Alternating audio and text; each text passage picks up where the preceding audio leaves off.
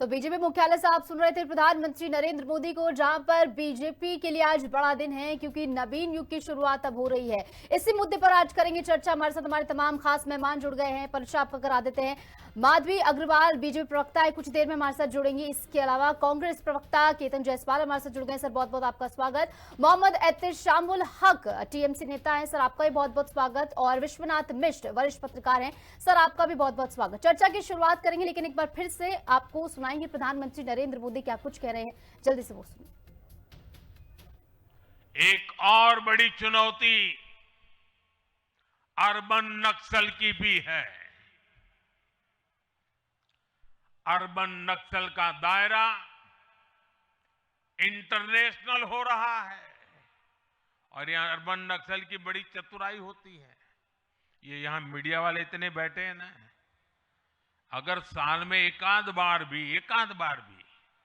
अगर मोदी की किसी अच्छी चीज को उन्होंने ट्वीट कर दिया या टीवी पे बोल दिया या अखबार में लिख दिया तो उस पत्रकारी तो ऐसी फजेत कर देते, उसके पीछे ऐसे पड़ जाते हैं, उसको अछूत बना देते हैं, भविष्य में वो कभी बोल ना सके ऐसा कर देते हैं।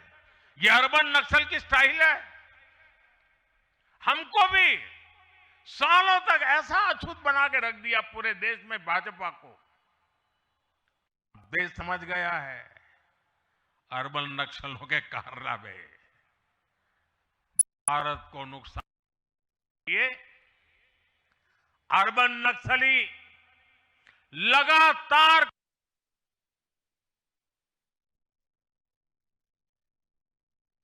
प्रधानमंत्री नरेंद्र मोदी को, जहां पर बीजेपी मुख्यालय से आप उन्हें सुन रहे थे। और इसी के साथ साथ जैसे कि हमने आपको बताया, आज बीजेपी के लिए बड़ा दिन है। पार्टी का नेतृत्व जो कि एक जनरेशनल शिफ्ट की ओर भी देखा जा रहा है। जेनजी जो मुद्दा लगातार देश में गरमा रहा है, पड़ोसी देशों में गरमा रहा है, उसी मुद्दे पर यहां पर अब तक का सबसे युवा राष्ट्रीय अध्यक्ष बनाया गया है नितिन नवीन को। और इसी मद्देनजर आप देख रहे हैं बीजेपी मुख्यालय से तस्वीरें भी, जहां पर तमाम बड़े और दिग्गज नेता जो हैं बीजेपी शासित प्रदेशों से पहुंच चुके हैं।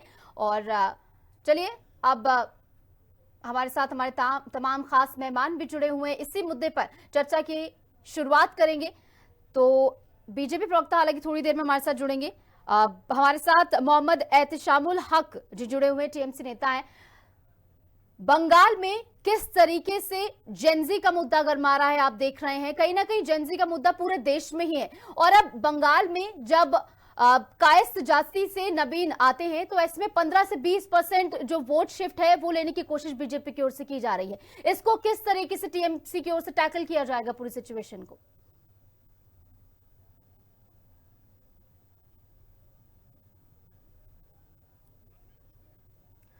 एहतेशामुल जी, आपका माइक म्यूट है शायद, प्लीज उसे अनम्यूट कर लीजिए।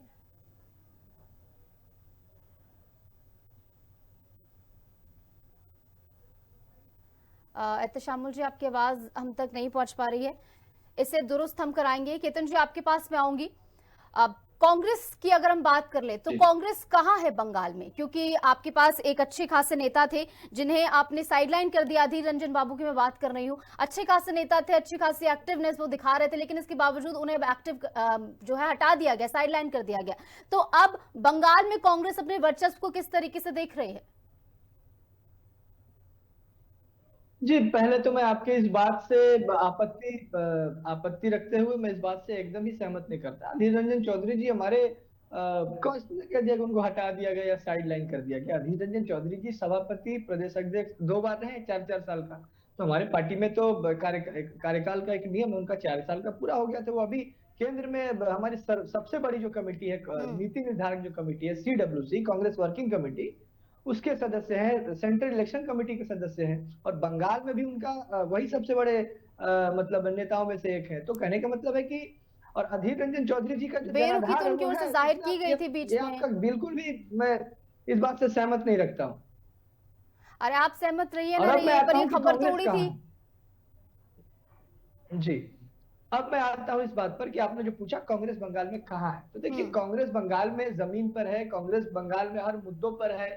भाजपा और तृणमूल के बीच में जो एक सांप्रदायिक विभाजन की राजनीति है, जो एक बाइनरी पॉलिटिक्स है, इसके खिलाफ मजबूती से आज 20 तारीख आज अभी इसी समय कलकत्ता के आप शहर में चले जाइए, बहुत बड़ा एक प्रदेश कांग्रेस की तरफ से एक इलेक्शन कमीशन का घेराव आज हम लोग कर रहे हैं प्रदेश कांग्रेस की तरफ से। तो कांग्रेस यहाँ है क्योंकि राजनीति, जब राजनीति में धर्म का बोलबाला है, विभाजन का बोलबाला है, जिसे ध्रुवीकरण कहते हैं उसका बोलबाला है, तो हाँ बेशक उस ध्रुवीकरण में कांग्रेस नहीं है, उस राजनीतिक विभाजन की राजनीति सपोर्टिव कैरेक्टर में होगी कांग्रेस, क्योंकि हमने देखा है कांग्रेस हमेशा एक सपोर्टिव कैरेक्टर के रूप में ही रह जाती है। क्योंकि साथ मेनली आप क्या होता है चुनाव का पूरा मोटिव कि आप विश्वास जनता के बीच जीते, साथ आकर लड़े, लेकिन साथ तो आप लड़ ही नहीं पाते हैं किसी भी जगह पर, हमेशा तलखियां ही इतनी हो जाती है, तो जनता का विश्वास कैसे जीतेंगे? जहां तक टीएमसी से आपके रिलेशंस कितने अच्छे, आप मुझे बताइए।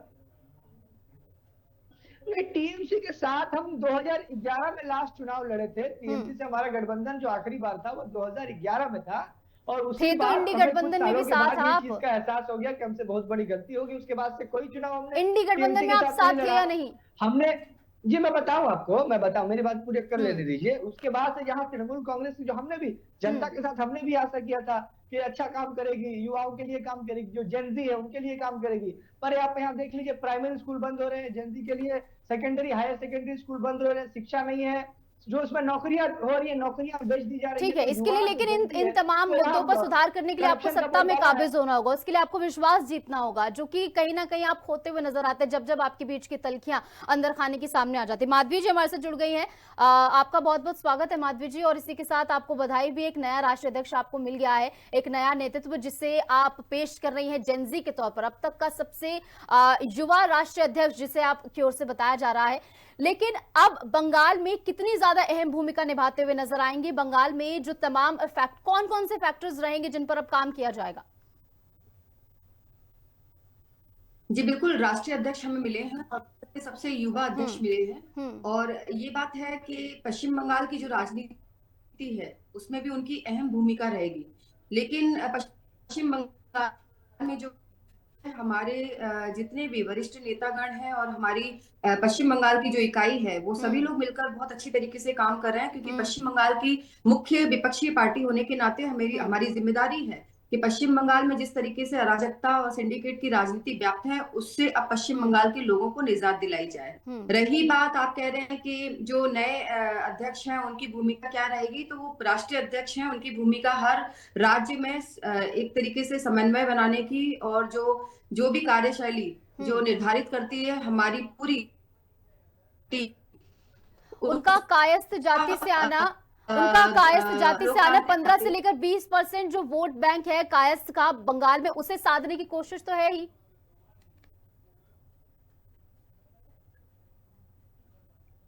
मुझे नहीं लगता कि ये इस वोट बैंक को साधने की सोच के साथ में अध्यक्ष चुनाव हुआ है। ये बिल्कुल अपना एक अजीब सा प्रश्न है, मुझे नहीं लगता ऐसा। हमारे लोकतांत्रिक, लेकिन अगर आप आकलन करेंगी तो उसके बाद कंक्लूजन यही लगेगा, कुछ अटपटा इसमें नहीं है। अगर आप आकलन सिचुएशन का पूरा करेंगे, कायस्थ जाति से अगर वो आते हैं तो सीधे तौर पर बंगाल का वोट बैंक साधने की कोशिश कर रही है, तो मेरे ख्याल से इज इक्वल टू वाला जवाब है। मुझे लगता है सवाल भी आप इसे अटपटा बता रहे हैं, हालांकि मुझे नहीं समझ में आता है कैसे आपको सवाल अटपटा लगा। आपके पास आऊंगी माधवी जी, हमारे साथ एहतशामुल हक जी भी जुड़े हुए हैं। एहतशामुल जी तो पूरी तरीके से बता सकूं। ठीक है एहतशामुल जी, मैं आपके पास आऊंगी। तो देखिए, प्रधानमंत्री नरेंद्र मोदी मुख्यालय से बोल रहे थे, उसके अलावा सिंगूर में भी पहुंचे थे। सिंगूर वही धरती है जहां से ममता बनर्जी ने जो है अपना आंदोलन शुरू किया था, लेफ्ट को उखाड़ फेंका था। वहीं पर जाकर प्रधानमंत्री नरेंद्र मोदी जो है महाजंगल राज को लेकर टीएमसी को घेरते हैं, महिलाओं की असुरक्षा को लेकर घेरते हैं टीएमसी को, यानी जो कोर वोटर है टीएमसी का उसको टारगेट करते हुए बीजेपी नजर आ रही है। फिलहाल इसको कैसे टैकल करेगी टीएमसी?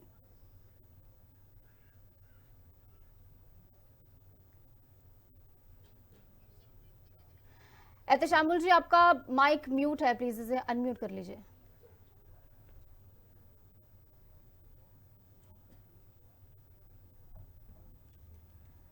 एहतशामुल जी, आपकी आवाज हम तक नहीं पहुंच पा रही है, आपकी आवाज दुरुस्त कराने की जरूरत है, जल्दी कराएंगे। हमारे साथ वरिष्ठ पत्रकार के तौर पर विश्वनाथ मिश्र जी भी जुड़े हुए हैं। विश्वनाथ जी, आप किस तरीके से बंगाल में जेनजी की भूमिका आपको देख रहे हैं, और बंगाल में क्या कुछ की फैक्टर्स हैं? क्योंकि जेनजी के तौर पर अगर हम देखें कि उम्रदराज नेता बन जाती है, क्या नाम है, ममता बनर्जी, तो अभिषेक बनर्जी कितना मुख्य चेहरा इसमें साबित हो सकते हैं टीएमसी के लिए? धन्यवाद निशु जी।